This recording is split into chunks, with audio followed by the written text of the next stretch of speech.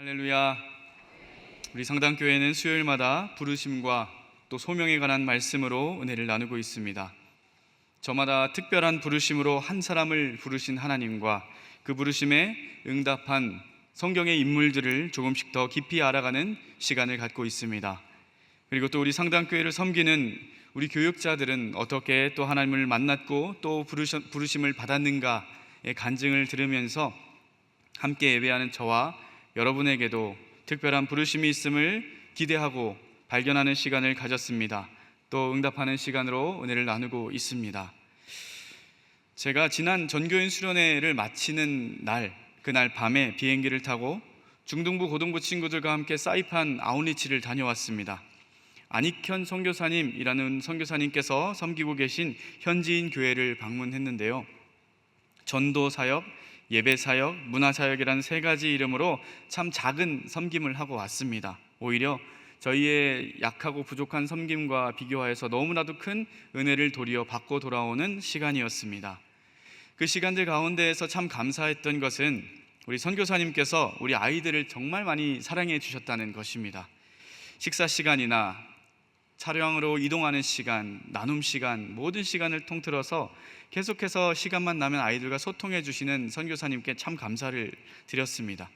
여러 선교 현장의 이야기, 선교란 무엇인가 많은 이야기를 나누다가 그 중에 선교사로 처음 부르심을 받은 때가 언제입니까? 하는 아이들의 질문에 대답해 주셨던 시간이 참 기억에 남습니다.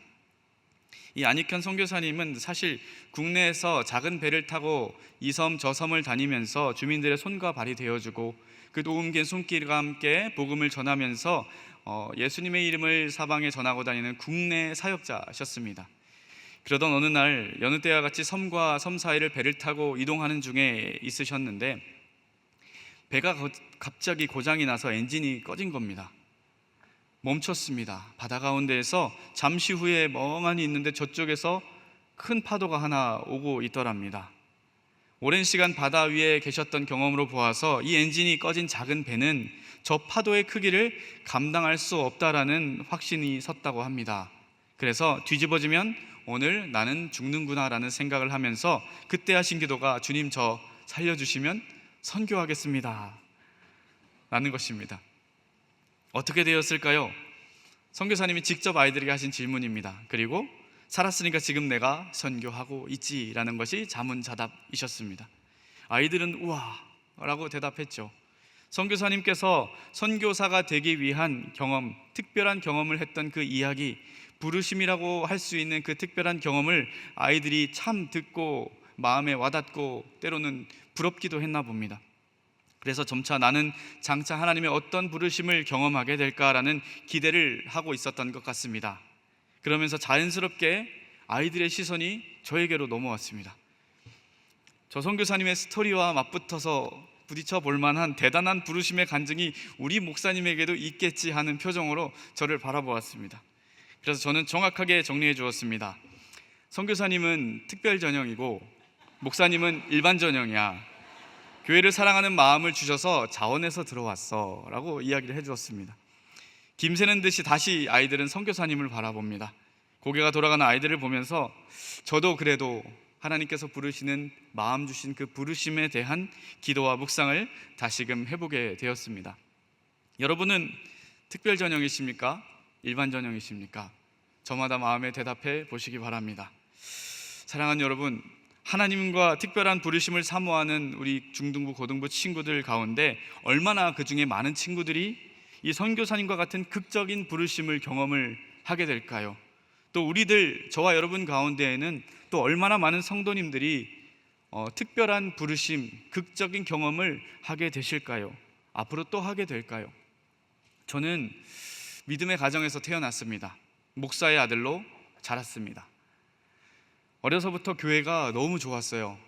사람들을 또 좋아하다 보니까 예배도 좋고 공동체도 참 좋아했는데 그 작은 교회의 건물도 너무 좋아했습니다. 그래서 제가 가만히 눈만 감으면 그 교회 바닥 타일의 질감이랑 벽 페인트의 냄새랑 니스칠 촉감, 장의자의 니스칠 그 까슬까슬한 촉감까지도 다 아직도 기억이 날 만큼 저는 그때 교회를 정말로 많이 사랑했습니다. 그렇게 교회를 참 좋아하던 그래서 교회랑 사택이 딱 붙어 있는 게 너무나도 행복했던 제 눈에 한 사람이 들어왔습니다. 저희 아버지이셨는데요. 어린 마음에 두 가지 생각을 하게 됐습니다. 하나는 목사가 되면 평생 이 교회에서 살 수 있겠구나.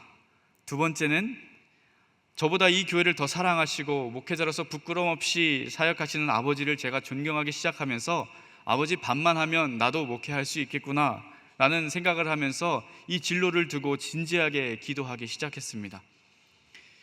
제가 이제 그때의 아버지의 나이가 되어 보니 당시 아버지께서는 정말 그 당시에 개척교회에서 숨이 찰 정도로 벅차고 또 눈물을 삼켜야 하는 순간들이 많이도 있었구나라는 것을 새삼 생각하게 됩니다.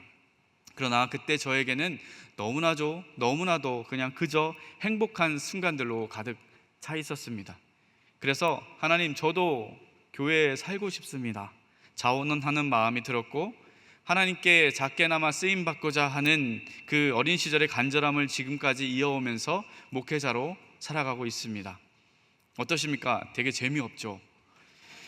드라마틱한 회심의 순간이나 극적인 사건은 제 인생에 아직 없었습니다. 그래서 저도 신학을 처음 시작한 20대 초반에 이런 생각을 했습니다. 나는 특별한 부르심의 경험이라 할 만한 것도 없었는데 이런 평범한 여정으로 목회라는 길을 가는 것이 괜찮을까? 주위에서 들려오는 내 주변 신학생 동료들의 그 특별한 경험, 확신에 찬 그 부르심의 경험의 이야기들을 들으면서 나는 이렇다 할 극적인 스토리가 없는데, 부르심이 없는 것 같은 인생인데 무리해서 이 길을 하나님이 원하시지도 않는데 가는 것은 아닌가? 혹은 나에게도 저런 경험들이 찾아올까? 라는 생각을 하기도 했습니다. 그렇게 기도하는 과정 가운데 오늘 본문의 주인공인 이 에녹을 묵상하면서 그 근심을 다 내려놓게 되었습니다. 성경에 아주 짧은 기록으로 남아있지만 주님을 만난 이후에 평생을 주님과 동행했다라는 그 아름다운 기록이 제 마음을 너무나도 설레게 했기 때문입니다. 제가 전부 다 알지는 못해도 이 자리에 계신 분들 가운데에서는 잔잔하고 또 무난한 삶의 여정과 믿음의 여정 가운데에 왜 나에게는 저들과 같은 특별한 부르심과 영적 체험이 없는가 생각하는 분들도 계실 것입니다. 그러나 오늘 하나님과 동행이라고 하는 그 잔잔한 부르심에 응답하면서 살아간 에녹이라는 한 사람의 인생을 우리가 같이 집중해 보면서 이 자리에 계신 여러분들 중에 단 한 사람도 특별하지 않은 이가 없고, 이 자리에 단 한 영혼도 하나님께서 부르지 않으신 영혼이 없고, 이 자리에 있는 그 자체가 어떠한 특별한 경험과 비교해봐도 부러울 필요 없는 은혜의 순간임을 발견하게 되시기를 주님 안에서 간절히 축복합니다. 제가 오늘 본문 21절과 22절을 봉독해 드리겠습니다. 에녹은 65세에 무두셀라를 낳았고 무두셀라를 낳은 후 300년을 하나님과 동행하며 자녀들을 낳았으며. 우리가 한번 생각해 보아야 할 에녹의 부르심은 첫 번째로 하나님과 동행이라는 부르심입니다. 부르심이 반드시 특별한 사건으로만 이루어지는 것이 아니라는 것을 오늘 말씀에 보여주고 있습니다. 성경을 읽다 보면 정말 극적인 부르심의 이야기들을 많이 발견하게 됩니다. 호렙산의 불타는 떨기나무 앞에서 하나님을 만난 모세가 있고, 우시야 왕이 죽던 해 성전에서 보좌에 앉으신 주를 만난 이사야가 있고, 다메섹 도상에서 하늘의 빛을 만났던 바울의 이야기도 있습니다. 그런데 오늘 말씀의 에녹은 어떻습니까? 단지 이렇게 기록합니다. 에녹이 하나님과 동행하더니. 여기서 우리가 놓칠 수 있는 중요한 것이 있습니다. 에녹이 하나님과 동행한 시간입니다. 300년이라는 시간입니다.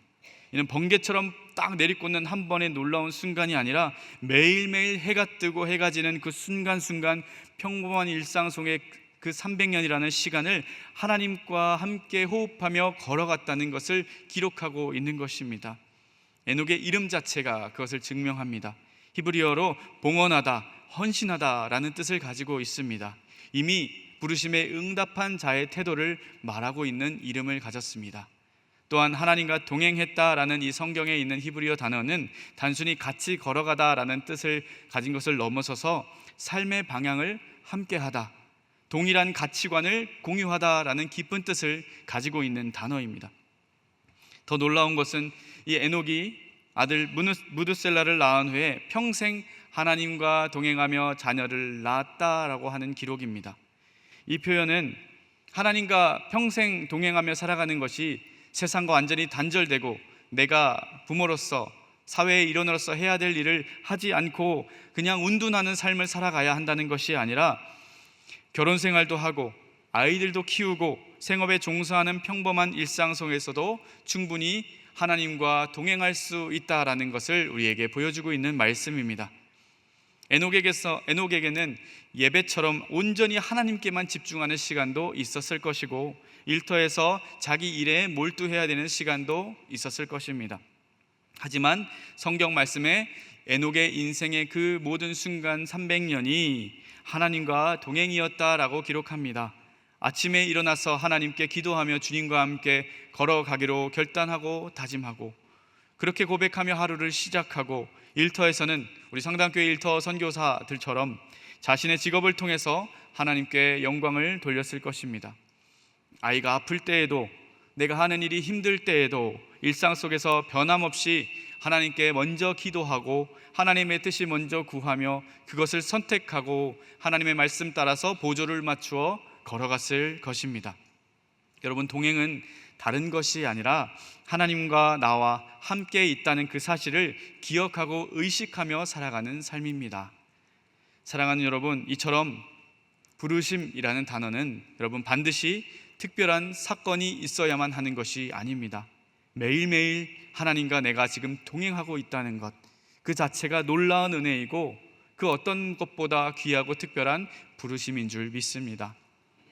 우리 상담교회도 계속해서 선교적 교회로 세워져 가고 있지 않습니까?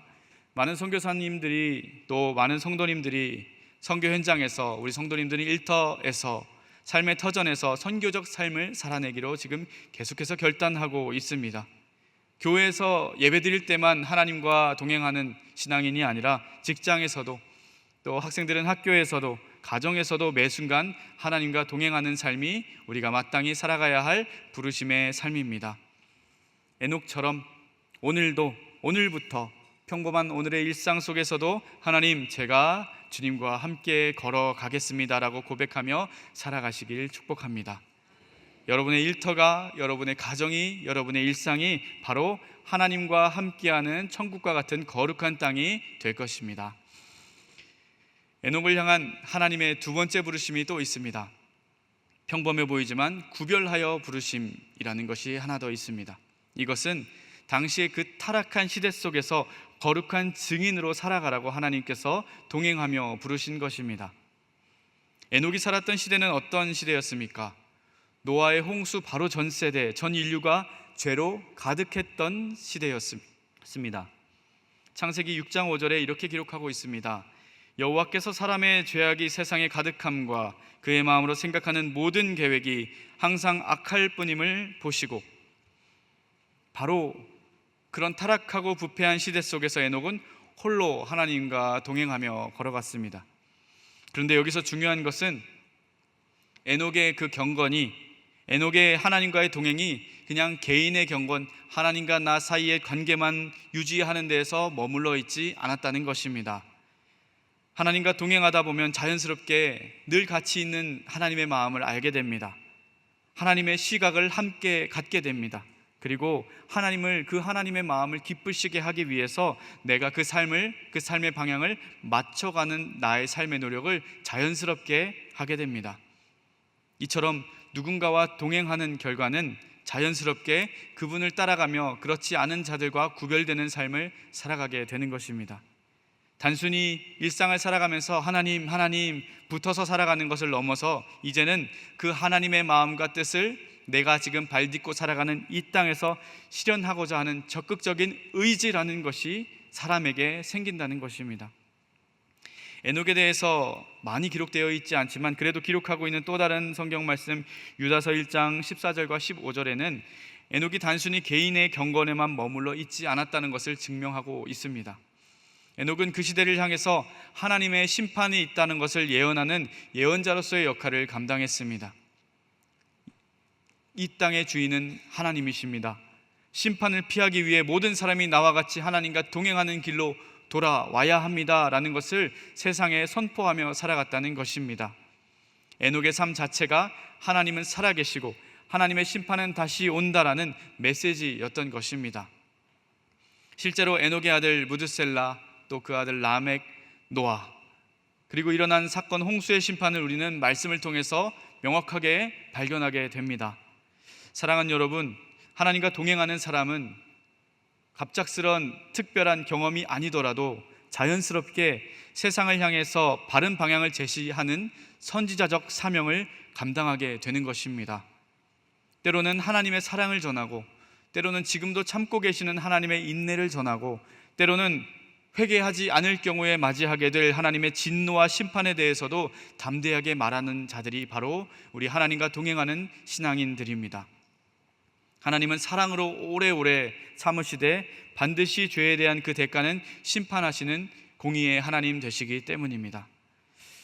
에녹에 대해 또 다른 성경 본문이 하나 더 있습니다. 히브리서 11장 5절에는 믿음으로 에녹은 죽음을 보지 않고 옮겨졌으니 하나님이 그를 옮기심으로 다시 보이지 아니하였느니라. 그는 옮겨지기 전에 하나님을 기쁘시게 하는 자라는 증거를 받았느니라. 이렇게 기록하고 있습니다. 히브리서에서는 순서를 명확하게 하려고 강조합니다. 에녹이 특별하고 초자연적인 경험을 하고 나서 이 선지자적 사명을 감당했다라는 것이 아니라 믿음이 먼저 있었고 하나님과 그 믿음으로 동행하는 삶을 살았으며 그 결과로 하나님이 기뻐하심으로 하나님께서 하나님의 천국으로 데려가셨다라는 순서입니다. 에녹은 세속적인 세상에 발딛고 같이 살아가면서도 경건한 삶을 살아냈습니다. 첫 번째 부르심, 동행하는 부르심과 차원이 좀 다릅니다. 이제는 그 일상 속에서 내 경건함을 넘어서 내 주변에 있는 사람에게도 그 경건을, 그 하나님과의 동행을 전하며 살아가는 삶을 살아갔던 것입니다. 그것이 바로 에녹이 살아갔던 선지자적 사명입니다. 사랑하는 여러분, 우리가 살고 있는 이 시대 역시 하나님을 모르는 사람들이 참 많습니다. 세속적인 가치가 삶의 보편적인 기준이 되어 있습니다. 바로 이런 시대 속에서 우리가 그들과 함께가 아니라 하나님과 지금 동행하며 살아간다는 것, 이 자리에 이 시간에 다른 곳이 아니라 예배의 자리에 와 있다는 것이 얼마나 큰 은혜이며 축복입니까? 하지만 하나님의 말씀은 여기서 머물지 말자, 나와 동행하는 사람이라면 함께 한 걸음 더 나아가자 하는 부르심을 우리에게도 명하고 계십니다. 바로 복음을 전하며 살아가는 삶입니다. 에녹이 그 어두운 시대에 홀로 서서 멈춰있지 않고 하나님의 메시지를 끝까지 전했듯이 우리도 이 시대 속에서 복음의 증인으로 살아가시길 간절히 소망합니다. 각자 서 있는 자리에서 복음을 전하시면 됩니다. 직장 동료에게, 이웃에게, 아직 예수 그리스도를 주로 영접하지 못한 가족에게, 때로는 묵묵한 섬김으로 예수 그리스도의 향기를 아름답게 전해주십시오. 모세처럼, 기드온처럼 하나님께서 어떤 특별한 표징을 보여주셔서 이거 믿고 가라 하지 않더라도 그냥 하나님과 동행하는 나의 그 삶만으로도 그 기쁨과 행복이 얼마나 큰지를 내 주변 사람들에게 하나님과 동행함이 얼마나 행복한지 아십니까? 확신에 찬 목소리로 이웃에게 전해주시길 소망합니다. 그럴 때 오늘 말씀처럼 하나님은 우리를 기뻐하실 것입니다. 그래서 하나님께서 에녹을 기뻐하신 그 기뻐하심을 우리 또한 하나님으로부터 우리의 영으로 삶으로 경험하게 되는 주님의 귀한 동행자, 동반자, 하나님의 모든 사람들 될 수 있기를 주님 안에서 간절히 축복합니다. 에녹을 향한 부르심 또 하나 있습니다. 바로 영생으로의 부르심입니다. 구원으로의 부르심입니다. 이것은 죽음을 넘어서서 하나님과 동행하는 영원한 동행을 의미합니다. 제가 오늘 본문 23절과 24절을 봉독해 드리겠습니다. 그는 365세를 살았더라. 에녹이 하나님과 동행하더니 하나님이 그를 데려가심으로 세상에 있지 아니하였더라. 창세기 5장에 나오는 족보를 읽어보면 신기한 패턴이 있죠.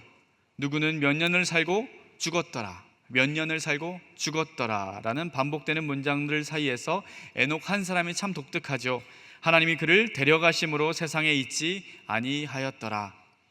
에녹은 유일하게 죽음을 보지 않고 하늘로 올라간 인물입니다. 그런데 에녹의 승천을 우리는 어떻게 이해해야 할까요? 많은 사람들이 죽지 않고 천국에 갔다라는 거기에 집중하고 주목합니다. 신기한 일이기 때문이기도 하지요. 극적인 사건에 우리의 마음이 빼앗기는 것은 당연한 일이기도 합니다. 하지만 정말 중요한 것은 에녹에게서 천국행이라는 것은 아주 특별하고 아주 갑작스러운 일이 아니라는 것입니다. 에녹은 이전에도 하나님과 동행했고 300년 동안 오늘도 하나님과 동행했습니다. 그래서 당연히 내일도 하나님과 동행하겠지 하고 잔잔하게 하나님과 동행하는 여정 중에서 내일의 여정이 하나님 나라였던 것입니다. 장소가 달라질 뿐 과거에도 어제도 오늘도 내일도 그저 하나님과 동행하는 그 여정은 계속해서 이어져 갔다는 것입니다. 에녹에게 천국행이라는 것은 특별한 한 번의 경험이나 어떤 신앙의 결과로 얻어낸 성과가 아니라 자연스러운 동행의 연장이었다는 것입니다. 이것이 세상이 바라보는 죽음에 대한 관점과 얼마나 많이 다릅니까? 세상은 죽음을 때로는 두려움의 대상으로, 모든 것이 끝나는 절망적이며 종료되는 삶으로 생각합니다. 하지만 에녹에게서 이 땅의 삶의 끝은 무엇입니까? 두려움이 아니었습니다. 오히려 동행하는 발걸음이 그대로 하나님 나라로 이어지는 자연스러운 여정이었습니다. 여러분, 이런 마음가짐, 에녹과 같은 마음가짐은 어디로부터 나오는 것일까요? 바로 우리가 믿는 예수 그리스도로 말미암아 받는 선물, 구원의 확신으로부터 나오는 것인 줄 믿습니다. 잘 아시겠지만 구원의 문제는 오직 하나님의 주권에 달려 있습니다. 하나님의 손에 달려 있습니다. 내 눈에 어떤 이가 너무나도 신실한 믿음의 사람처럼 보여도 그의 구원의 여부는 그 사람 마음의 중심을, 그 사람의 믿음의 중심을 꿰뚫어 보시는 하나님만이 아시는 것이죠. 그런데 오늘 말씀의 에녹은 어떻습니까? 하나님이 친히 데리고 가셨습니다. 300년 동안 하나님과 동행한 그 삶이 하나님께 완전히 인정을 받았고 그 결과에 의심의 여지 없이 하나님께 부름받아서 간 것입니다. 에녹의 삶은 구원받았다라는 것을 의심할 수가 없는 것이죠. 에녹이 하나님께로부터 부름받아 올라가는 그 장면을 목격한 사람들에게 물어보았을 때 그들이 에녹이 구원받지 못했다라는 말을 할 수 있겠습니까? 에녹의 삶을 보아도, 에녹의 마지막을 보아도 에녹은 의심할 수 없이 구원받았다라고 말할 수밖에 없는 참 좋은 모델이 되는 것입니다. 에녹의 부르심, 마지막 부르심, 하나님께로 구원의 부르심을 받은 이 이야기는 우리에게 또 다른 메시지를 주고 있습니다.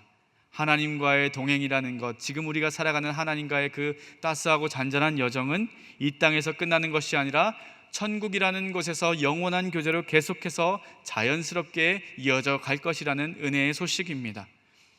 우리에게 있어서도 천국은 동일한 동행의 연장선상에 있다는 것을 믿으시기를 소망합니다.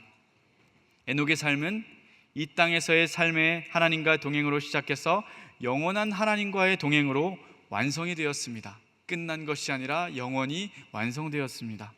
이는 우리의 삶 또한 이 땅에서 살아가는 아름다운 하나님과의 동행이 하나님 나라에서의 영원한 동행으로 자연스럽게 이어질 것이라는 소망을 갖게 해주시는 그런 하나님의 말씀인 줄로 믿습니다. 사랑하는 여러분, 동행하는 삶도, 그래서 자연스럽게 구별되는 삶도 참 감사하고 은혜로운데, 내가 구원받는다는 사실이, 여기 계신 하나님이 그곳에서도 함께 계신다는 그 사실이 의심할 필요가 없다는 사실이 얼마나 귀한 은혜입니까? 우리도 에녹과 같이 하나님과 동행하면서 오늘이 내일 되듯이 우리의 미래를, 우리의 삶의 이후에 있을 모든 일들을 구원의 확신을 가지고 평안함으로 살아가시길 간절히 소망합니다. 그렇다면 우리는 우리 인생의 죽음조차 두려워할 이유가 없습니다. 오히려 어제도 오늘도 하나님과 동행하다가 자연스럽게 동행의 내일을 맞이하듯이 그렇게 영원한 하나님 나라에서의 동행을 기대하며 살아가는 저와 여러분 될 수 있기를 주님 안에서 간절히 축복합니다. 말씀을 정리하겠습니다. 사랑하는 우리 상당교회 여러분, 오늘 우리는 에녹의 삶을 통해서 잔잔한 우리의 일상을 통해 부르시는 하나님의 세 가지 부르심을 살펴보았습니다. 첫째로, 하나님은 우리를 동행하는 일생의 자리로 부르십니다. 특별한 사건이 아니라 평범한 일상 속에서 매일매일 하나님과 함께 걸어가는 삶입니다. 여러분의 일터와 여러분의 가정과 여러분의 학교가 바로 하나님과 동행하는 거룩한 천국이 될 수 있기를 소망합니다. 두 번째로, 하나님은 우리를 구별하여서 부르십니다. 개인적인 경건에서 한 걸음 더 나아가서 이 시대를 향해 복음을 증거하는 여러분은 선지자적 사명을 감당해야 하는 사람들입니다. 우리 각자가 서 있는 자리에서 하나님의 사랑을 전하는 증인이 되시길 축복합니다. 마지막 세 번째로, 하나님은 우리를 영원한 생명으로 부르시는 하나님이십니다. 이 땅에서의 동행이 영원한 하나님 나라의 동행으로 자연스럽게 이어지는 구원의 확신을 가지고 살아가시는 저와 여러분 될 수 있기를 축복합니다. 이제 우리에게 마지막 남은 질문은 이것입니다. 정말 에녹의 삶이 무난하고 싱거운 삶입니까? 아니죠. 에녹은 300년 동안 하나님과 동행하면서 타락한 시대의 선지자로 마침내 죽음을 보지 않고 하나님께로 올려진 놀라운 인생을 살아간 하나님의 부르심받은 사람입니다. 우리가 살아가는 믿음의 여정, 신앙생활, 잔잔한 믿음의 하루하루의 순간순간도 마찬가지입니다. 발견하지 못하고 우리가 잘 느끼지 못했을 뿐 우리는 이미 큰 파도와 같은 하나님의 은혜를 누리며 한가운데 살고 있는 사람들입니다. 오늘부터 에녹처럼 살아가시기를 축복합니다. 매일 하나님과 동행하고 복음을 증거하며 영원한 소망을 품고 살아가는 여러분 될 수 있기를 주님 안에서 간절히 축복합니다. 전능하신 아버지 하나님, 오늘 주신 귀한 말씀을 통하여서 에녹의 삶을 본받아 살아가기로 결단하는 저희들을 축복하여 주시옵소서. 이제 각자의 삶의 터전으로 돌아가는 모든 성도들이 에녹처럼 하나님과 동행하며 복음을 증거하고 영생의 소망을 품고 살아가는 놀라운 인생 되게 하여 주시옵소서. 살아계신 예수 그리스도의 이름으로 간절히 기도드립니다. 아멘.